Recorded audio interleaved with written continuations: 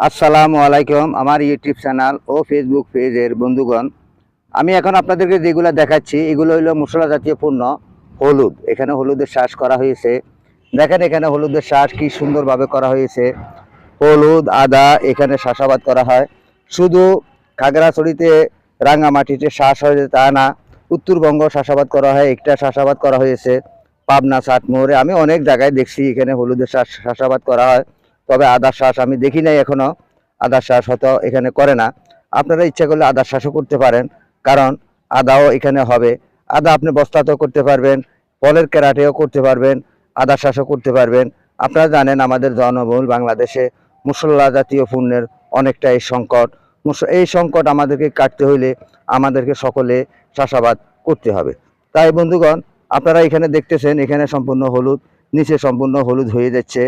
আমি আপনাদেরকে এই স্ক্রিনে দেখাইলাম।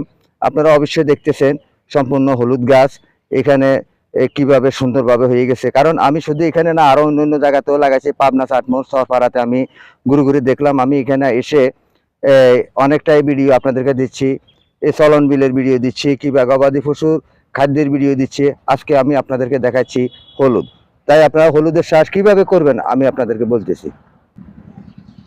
আপনারা ইচ্ছা করলে হলুদের চাষ আপনি বস্তার ভিতরে করতে পারবেন।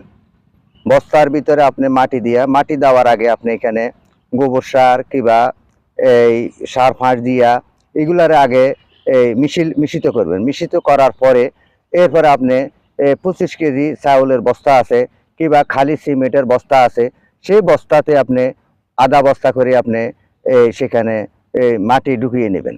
মাটি ঢুকিয়ে নেওয়ার পর সেখানে আপনি 1 টুকরা কিংবা 2 টুকরা করে আপনি হলুদ লাগিয়ে দিতে পারেন।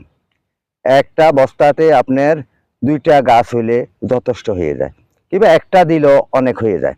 কারণ হলুদগুলা নিচে অনেক এইভাবে শাক হিসাবে হয়, কিংবা আদাটাও সেরকম হয়। আপনি ইচ্ছে করলে আপনার বাড়ির উঠানে কিংবা পুকুর পাড়ে বিভিন্ন জায়গাতে আপনি এইভাবে বস্তার মাধ্যমে চাষ করতে পারেন। আপনার জায়গা নাই, আমি জানি আপনার জায়গা নাই, জমিন নাই, কিছুই নেই, কিন্তু আপনার বাড়িতেও আছে, আপনার গর্ত আছে, আপনার ঘরের আঙ্গিনায়। আর যারা শহরবাসী আছেন আমার ভাই ও বোনেরা, আপনাদের প্রতি আন্তরিক ভালোবাসা অভিনন্দন জানাচ্ছি। আপনারাও ইনশাআল্লাহ এই হলুদ আদা আপনারা বিল্ডিংয়ের ছাদের মাধ্যমে করতে পারেন। কারণ আপনার বিল্ডিংয়ের ছাদ খালি পড়ে রয়েছে। আপনারা জানেন আমাদেরকে প্রতি বছরে হাজার হাজার লক্ষ লক্ষ টাকা আমাদেরকে বিদেশ থেকে দিয়ে আমাদেরকে পেঁয়াজ, রসুন, আদা, হলুদ এগুলো কিনে খেতে হয়। তাহলে আমরা যদি বিল্ডিংয়ের ছাদে বস্তাতে বিভিন্ন বিভিন্ন রকমের যদি আমরা হলুদের চাষ করি, পেঁয়াজের চাষ করি, রসুনের চাষ করি, আদার